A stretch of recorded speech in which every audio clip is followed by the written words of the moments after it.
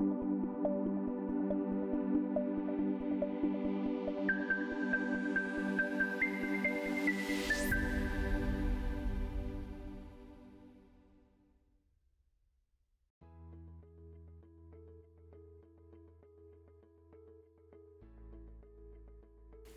Miss Allison Brooks, could you please tell us a little bit about you and what it is that you do here at the Northwest Assistance Ministry? Yes, so good. I'm Allison Booker Brooks, and I go by Allison Brooks, and I have been at NAM for almost 5 years. NAM is the short name of Northwest Assistance Ministries, but there's so many of us around this city. I used to say the whole name Northwest Assistance Ministries so people don't get us confused with anybody else. And so here I'm the Chief Operating Officer here at NAM. And what that means is my boss says that everybody works for me. That's what he says. Although he's the CEO and he makes the CEO money, right? But he told me everybody works for me. But I do oversee all of our program operations. I oversee some of the facility operations as well. We have 7 different distinct programs that we operate: housing, veteran services. We have a food pantry. We have vocational services. We have Meals on Wheels. We have a lot of different programs, and so I love being here at NAM, and I love the area we're in this northwest quadrant of town. So we're kind of like the one-stop shop here. People come here for a variety of services, and we created here at NAM what we call our central intake center. And what that is, basically, it's kind of like the centralized intake. I call it like the triage, where people come in, you get to learn about what they need, and then we figure out the services, and then we can triage them within to our departments and then get services. But also, we have community partners that we work with as well. So we like to do a warm handoff for our clients so they feel like they're getting the services that they need. That's awesome. What inspired you to pursue a career in this field? Wow. Well, you know what? I've been in this field now. This is going on my 35th year. I'm telling my age. My 35th year. Although I'm just a baby, really. I started when I was, like 15, right? But my aunt was a social worker, and she was the first person that I saw working with the community and working with children and working with families. And I just something I wanted to do. And so I started off my career working with children at CPS, and here we are, 35 years later. I've run the gamut in terms of populations and work with, where I've worked with seniors, worked with homeless, people who experience homelessness, a little bit of everything. And really the whole driving force for me is about serving the people. I consider myself to really be a servant leader, and I want to make sure that the people get served and get treated with dignity and respect. And you have to have the passion, like obviously you're passionate about your job, and it really takes passion to actually do your job. So I mean, that is commendable for sure. What challenges do you face in your career, like as far as trying to provide services? I know sometimes there may not be the need is probably greater than the funds or what it is that what the need is for. Mm-hmm. So how do you, as someone as a woman in this industry, how do you deal with those challenges? Well, I think you hit the nail on the head. I mean, funding is always an issue. That you have more people and more needs than you have money, bottom line. Mm-hmm. But when you take it from the perspective of being a woman in this field, it's even harder for us because it hits us in the heart. Mm-hmm. We really think about the people. We're really concerned about the people. We care about them because we're caring about people in nature. It's just in general. So for us, I think that it just hits us a little bit harder in how we serve the clients. And then being a Black woman, mm-hmm. even it's much more of a difficulty because, mm-hmm. And to be, candidly speaking, that sometimes when you're out and you're looking at funding or you're working with people of other races, sometimes they make you feel as if it's inadequate, or if it's you're asking for something for yourself and it's not for me, it's for the people that we serve. And so sometimes it can be frustrating. And oftentimes, being in a senior leadership role and finding sometimes myself, I'm the only person at the table that looks like me, mm-hmm. And so that's hard sometimes too. But what I think that carries me on is the fact that I've worked very hard in my career, and I deserve a seat at the table. I'll make my own seat at the table. I don't need you to invite me because I'm coming in, yes. Right? I'm coming to the table whether you want me there or not, because I have a duty to do so because of the people that I have to serve. Yes. And two, I have a duty to the people who are coming up, the young women who are coming up behind me who want to be leaders in this community. Absolutely. So I got to show up for them. Yes. Right? So and I can mentor them, I can help them along because, You know, it's been a hard road. I'm not gonna tell you this was an easy road, but it was well worth it. Yes. Because that and you stated having that seat at the table. That seat at the table is important because you can bring perspectives that they may not have even thought about, Mm-hmm. because you're bringing a perspective not only from a woman's point of view, but from a black woman's point of view, and they bringing up struggles that you have probably faced at one point, or someone who has faced it that they weren't aware of. So Absolutely, that's important. absolutely. And we let me tell you something. That for me that's because you have to be able to like voice the concerns, because that's the only way they're going to get addressed. That's the only way we would find, a way to actually get over the hurdles that we encounter. So, Sure, I love that. Perspective is everything. Absolutely. And the thing about the stories that I hear from people, I don't just hear the stories. I hear their hearts. You know? Yes. So I gotta come and talk to people about this is what I know, because what people told me, and I can experience it through them. Mm-hmm. So, I gotta show up for them. Absolutely. I absolutely understand. You just told me how you overcome those challenges. Do you believe women in this role you're providing a path for them to evolve if they come behind you in this role? Oh, absolutely. It's my obligation. I feel like, to me, that as a black woman in a senior leadership role, that, for me, God opened doors for me to be able to be here. So then I have a responsibility and a duty to be able to bring the ones behind me along with me. So absolutely, I gotta teach them what I know. So funny, I tell my staff all the time, when they come and people start looking for other jobs and they're nervous about looking for other jobs, I'm like, what you nervous about? Why are you scared? What you nervous about? I says, I'm your ally here. I said, I'm not the one to pull you back. If you're ready to soar, tell me what you want to do so I can help you. I want to help you get there. Don't be scared to tell me, I think I've worn out my time here. I'm not learning anything else. I want to move on, do something else. Okay, who we calling? Exactly. Who I need to get on the phone to talk to, because relationships matter. You don't know who I know. So for me to pick up the phone and call someone to say, hey, I got this dynamic staff person who I think will really be good for your program, then why do you want them to go? I don't want them to go, but they're ready to go because they're ready to soar. So, yeah, definitely, it's my responsibility to provide the pathway for them. I think that's definitely commendable. And it's necessary. We need more people like that who actually want to see growth, with the younger community, because they're our future. Absolutely. So, and I need to get out of here at some point in time. Right. I can't stay around and still be doing this at 90. I know. I've got to prepare somebody to take my place. Absolutely.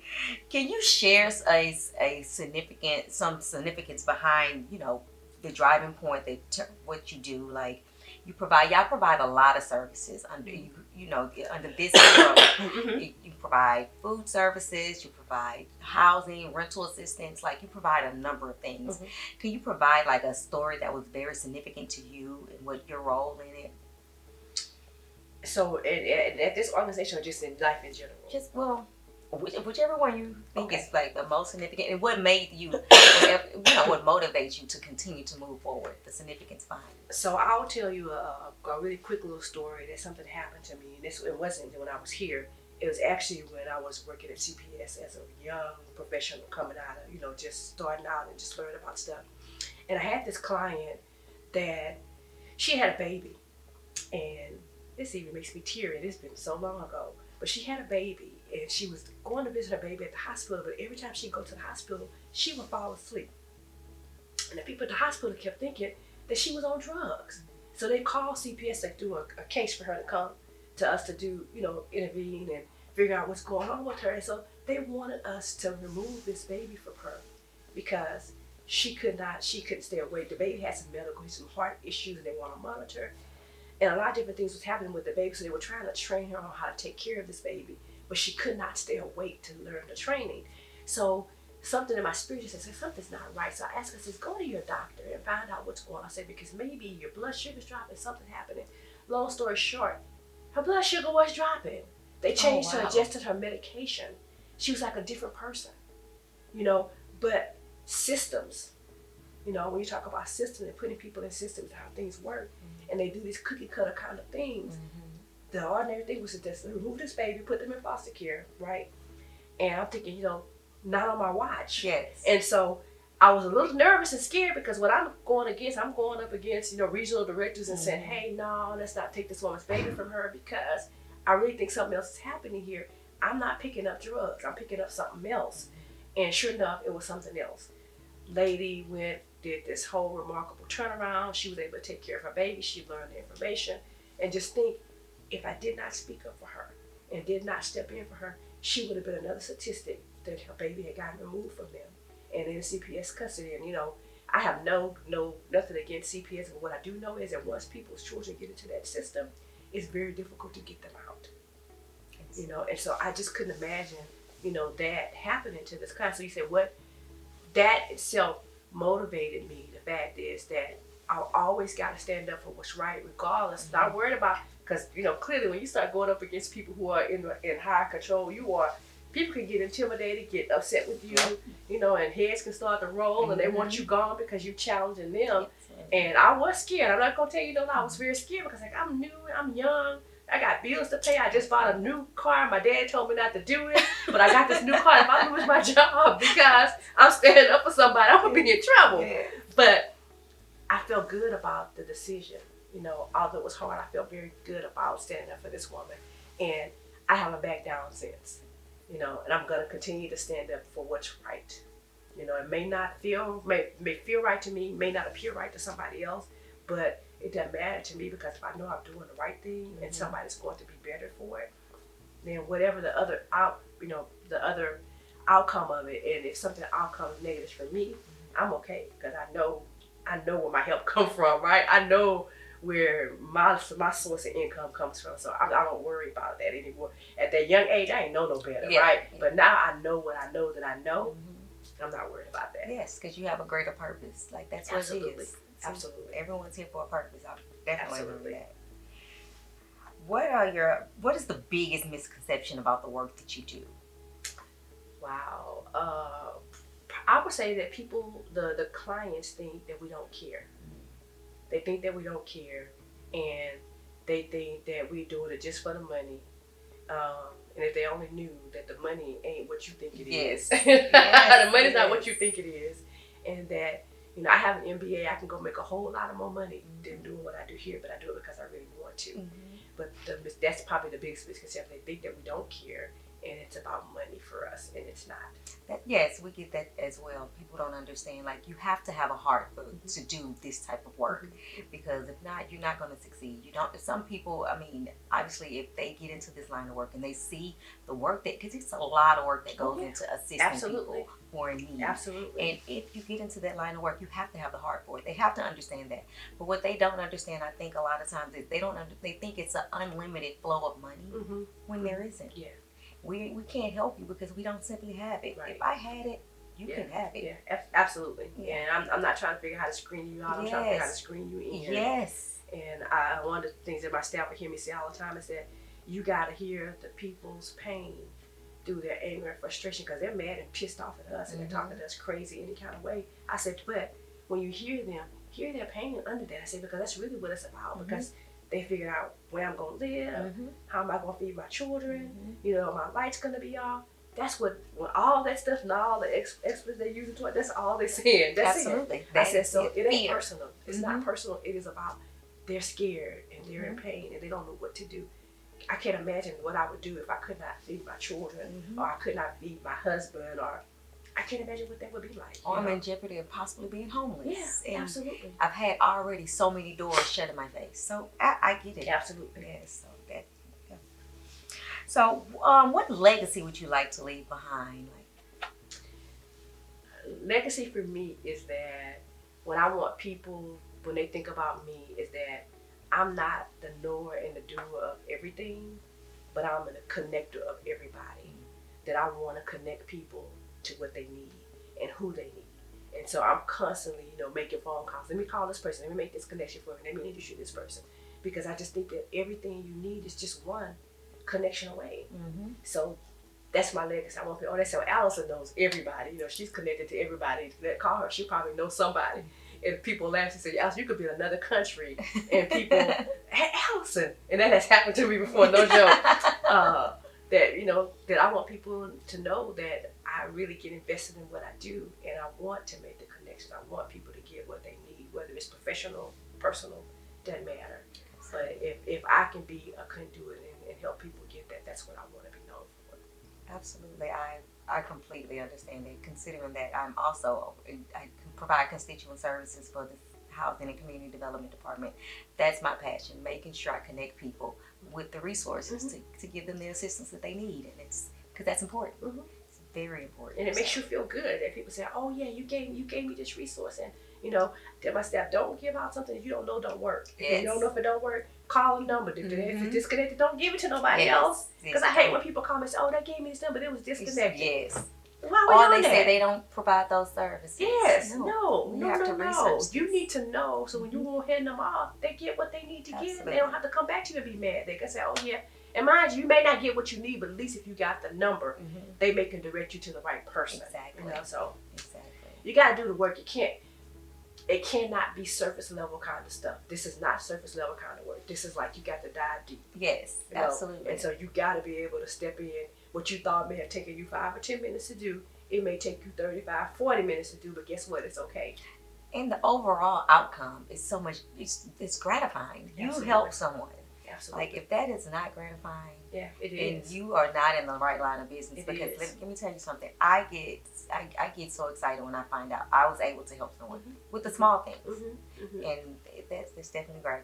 And being in a senior leadership role, you don't get as many opportunities to be on the front end of things. You're kind of like the back part where the staff are telling you different things. But for me, my staff will tell you, Allison got her hands in something. She's doing, I'm talking to a client, I'm trying to help a client find housing, But I do that because I want to stay connected. I don't want to be this person out behind the desk and I'm shuffling papers and, I'm signing checks. I don't want to be that person, that only kind of person. I still want my ear, as the I want my ear to the street still. I still want to know what's happening. I still want to know what the resources are out there. You could get rusty when you don't use those because you don't know. I had to call to ask about a question or something that I just couldn't remember because I hadn't done it in such a long time. But I have no problem stepping in and saying, you know what, you guys are overwhelmed, you got too much, let me help. Let me make some phone calls, let me do this. And, sometimes they reluctantly do it because they say, you do too much. But it's how I stay connected. It's how I keep myself connected to what's happening in the community. And I can hear firsthand from clients and not having to hear everything directly from a client, from a staff person. And finally, what your partnership with Housing and Community Development Department? How is that partnership? And could you tell us a little bit like how the partnership developed and how is it going? So I tell you what, it has been a joy to have the resources to be able to connect people and serve the clients that we would not be able to serve if we didn't have the funds from that department and the staff that work in that department, their wealth of knowledge and being able to call on them and say, hey, I don't necessarily understand this. And then two, for them to be so transparent that sometimes when they don't know, because sometimes, these language you put in these contracts and stuff, it's ambiguous and it's like, what does this mean? And you call them and they say, girl, I don't know what that means. And so they can clearly say, I'm not sure, but we work it out together and figure out what we need to do and how do we change stuff. So I can have one that we were just working on here recently that we went back and forth with this contract because we really couldn't figure out how we were going to do it because it's new, it's a short period of time, we have to try to spend this funds. And so we finally said, let's just sit down and figure out how we're going to do this together. And the contract was already awarded, but there was paperwork in terms of what the required documents were to turn in. I don't want to give you something you don't need, so let's look at everything we have here and let's figure it out. And it worked out beautifully that we were able to come to an agreement, what we need to turn in. And it worked out for everybody. I don't want to give them more than they need. They don't want more from me than they need. So let's not make the work hard. It works already hard. Exactly. So let's try to streamline as much as we possibly can. I'm not saying cut corners, but let's streamline enough where it's comfortable for us and it's comfortable for you all. Because the thing about it is, even though the beautiful thing, another thing about these funds is that oftentimes we use it to tie together with other stuff, right? So for instance, if we're paying, rental assistance for this particular client, but they're also getting food, or they need clothes, so oftentimes it's like you got this big puzzle and the Housing and Community Development Department is just one piece of the puzzle. And so to be able to have to put that puzzle together is necessary. And like I said, we're out in this northwest quadrant of town. Ain't nothing that's happening out here really. Right. It's us. You got us on this northwest side, and you got Humble Area Agency on the other side, which is on the east side. Mm-hmm. That's it, you know. And then other that does a variety of stuff. You got some other people who are specific to certain services, but when you're talking about a variety or creating holistic services for clients, it's not a lot of people out here doing that. So we're very privileged to have those funds to be able to support our programs. That's amazing. That is definitely, that's commendable. We really, really appreciate the partnership as well. And to be able to actually service this area, this community, you know, with the partnership. So is there anything you would like to leave off, a word to, you know, let everyone know? Anything?